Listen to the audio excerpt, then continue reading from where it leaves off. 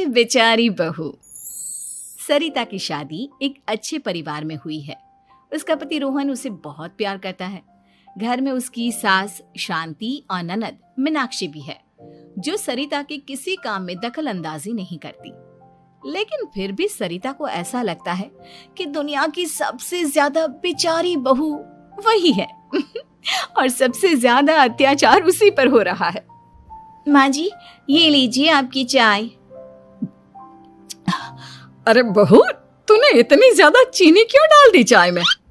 हाय हाय माँ जी, मैंने तो उतनी ही मीठी बनाई है जितनी मीठी आपको पसंद है। माँ जी, आपको तो मेरे हाथ की चाय अच्छी ही नहीं लगती। जब देखो कुछ न कुछ कमी निकाल ही देती हो। अरे बहू, तू एक बात के पीछे ही पड़ जाती है। मैंने ऐसा कब कहा कि तू रोज चाय खराब बनाती है?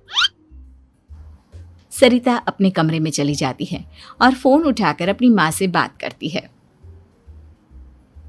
हेलो माँ, कैसी हो आप? क्या कर रही हो? मैं तो ठीक हूँ, पर तू बता, तेरा मूड कैसा है? तेरी आवाज से लग रहा है कि कुछ तो हुआ है तेरे ससुराल में। अरे क्या बताऊँ माँ, यहाँ तो हर समय मेरे साथ बहुत बुरा व्यवहार होता है। मैंने अपनी सास के लिए इतनी अच्छी चाय बनाई, लेकिन मेरी सास चाय पीते ही मुझे 4 बातें सुना दी। बेटी, तू इतनी छोटी छोटी बातों पर ध्यान ही क्यों देती हो? तुम्हारी सास ने कुछ बोल भी दिया तो क्या हो गया, वो बड़ी है ना तुझसे। माँ ने इतना समझाया, लेकिन इस बात का सरिता पर कोई असर नहीं हुआ। अपनी बेचारी बहू की छवि वो बदलना ही नहीं चाहती। अगली सुबह सब नाश्ते की टेबल पर बैठकर नाश्ता कर रहे थे। तभी सरिता ने अपने पति से कहा, सुनिए जी, मुझे ना आज बाजार से कुछ सामान लेकर आना है। आज आप ऑफिस से आने के बाद मुझे लेकर चलना ना। भाभी, मुझे भी कुछ किताबें खरीदनी है।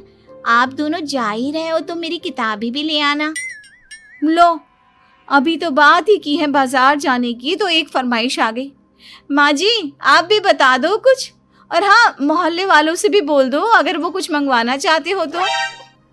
बेचारी मीनाक्षी अपना सा मुंह लेकर रह गई। ये सब देखकर रोहन से चुप नहीं रह गया और वो गुस्से में बोला, सरिता, क्या हो गया है तुम्हें? मीनाक्षी ने तो सिर्फ किताबों के लिए बोला है। तुम्हें मीनाक्षी से इस तरह से बात नहीं करनी चाहिए। माफी मांगो उससे अभी। क्या? मैं माफी मांगू? दिन भर आपके घर के काम करूं मैं, आपकी और आपके घर वालों की बातें सुनूं मैं, और अब माफी भी मैं मांगू? ऐसा कभी नहीं हो सकता।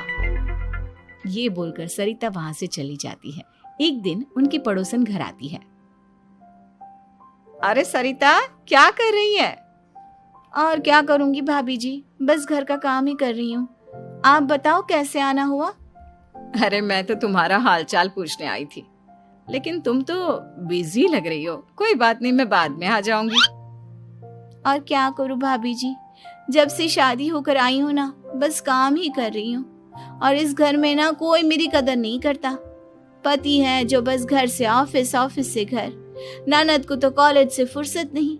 बची सास तो उनका सारा समय मेरी गलतियां निकालने में लग जाता है। अरे ये क्या कह रही हो सरिता? तुम्हारी सास तो पूरे मोहल्ले में तुम्हारी तारीफ करती फिरती है कि तुम बहुत अच्छी हो, पूरा घर तुम्ही ने संभाल रखा है। हाँ तो क्या हुआ, इसमें गलत क्या कहती हैं? सच्ची तो कहती हैं। मेरी मर्जी के बिना इस घर का पत्ता भी नहीं हिलता। शाम को जब रोहन घर आया तो उसने सबसे कहा, कल हम सबको मौसी जी के घर जाना है, उनकी बेटी की शादी है। सब अपनी अपनी पैकिंग कर लो, सुबह होते ही निकल जाएंगे। और सरिता, तुम कान खोलकर सुन लो, वहां जाकर किसी की बुराई भलाई शुरू मत कर देना, नहीं तो मुझसे बुरा कोई नहीं होगा। हाय हाय जी, आप तो ऐसे कह रहे हो जैसे मैं सुबह शाम सबकी बुराई करती फिरती हूँ। आज तक कोई कह नहीं सकता कि मैंने किसी की पीठ पीछे किसी के बारे में कोई बुरी बात बोली हो तो। अरे बस बहू, बात को और ज्यादा आगे मत बढ़ा। हमें सब पता है तो हमारे साथ क्या व्यवहार करती है। ये बात घर तक रखना, शादी में किसी को कुछ मत बोलना, नहीं तो सब कहेंगे कि शांति की बहू कितना बोलती है। हाँ हाँ, सब कुछ तो मैं ही बोलती हूँ ना। आप लोग तो हर समय फूलों की बारिश करते रहते हो मेरे ऊपर। सारी गलती मेरी है जो मैं इस घर में आई। सबका कितना ध्यान रखती हूँ, लेकिन फिर भी मेरी तो आप लोगों की नजर में कोई कदर ही नहीं है। अगली सुबह सब लोग मौसी जी के घर पर चले जाते हैं। वहां पर शादी का माहौल होता है, सब जगह चहल पहल होती है, बहुत सारे मेहमान आए हैं। सरिता को वहां बहुत अच्छा लग रहा है। वो अपने मन में सोचती है, यहाँ कितना अच्छा लग रहा है, कितनी रौनक है। मैं यहाँ किसी से ज्यादा बात नहीं करूंगी। अगर मेरे मुंह से कुछ ऐसा वैसा निकल गया तो रोहन जी तो मुझसे गुस्सा हो जाएंगी। सरिता ये सब सोच ही रही थी कि वहां रोहन की कजिन साक्षी आ गई और सरिता से बोली, आप सरिता भाभी हो ना? जितना आपके बारे में सुना था, आप तो उससे भी ज्यादा सुंदर हो। हाँ वो तो है, मेरी सुंदरता की तारीफ सब करते हैं। मेरे मायके में तो सब यही बोलते हैं कि रोहन जी की किस्मत बहुत अच्छी है जिन्हें मैं मिली। लेकिन आप कौन है? मैंने आपको पहचाना नहीं। मैं रोहन भैया की कजिन हूँ। आपकी शादी पर नहीं आ पाई थी ना, इसलिए आप मुझसे मिली नहीं कभी। शांति मौसी और मीनाक्षी आपकी बहुत तारीफ करते हैं। क्या कहा तुमने? मेरी तारीफ? कभी नहीं। मेरे ससुराल वाले कभी मेरी तारीफ कर ही नहीं सकते। मैं इतनी अच्छी हूँ, मेहनती हूँ, लेकिन उन्हें तो मेरी कदर ही नहीं। सारा दिन घर का काम करती हूँ, फिर भी मेरी सास ना मुझे सुनाती रहती है, और पति भी मेरी सास की साइड लेते हैं। ना कभी बाहर ले जाते हैं, ना कहीं घुमाने। अगर घुमाने के लिए कभी बोल भी देना तो उनकी बहन बीच में आ जाती है। मैं कैसे रह रही हूँ उस घर में, ये मैं ही जानती हूँ। सरिता की ये बातें सुनकर साक्षी को बड़ी हैरानी हुई। अब वो हर किसी के सामने अपनी बढ़ाई और ससुराल वालों की बुराई करने लगी। रोहन और शांति को सरिता पर बहुत गुस्सा आया, लेकिन वो चुप रहे। अगले दिन जब वो अपने घर पर आए, सरिता, तुमने क्यों सबके सामने मेरी इज्जत का तमाशा बनाया? तुमसे बोला था ना कि चुप रहना। अजी ऐसा भी क्या कह दिया मैंने जो इतना भड़क रहे हो? तुम जहां जाती हो अपना रोना शुरू कर देती हो, कभी किसी दूसरे की बात ही नहीं सुनती, बस अपनी कहती रहती हो। तुमने सबके सामने हमारा तमाशा बनाकर रख दिया है। हे भगवान, मुझे अपने पास बुला ले। जिस घर में मेरी कदर ही नहीं, उस घर में मेरा क्या काम? अरे क्या करूंगी मैं यहाँ रहकर? जो भी आता है मुझे सुनाकर चला जाता है। मैं तो किसी से कुछ नहीं कहती। सीधी सादी बहू मिल गई है ना सबको, तो जो जी में आए वो करो।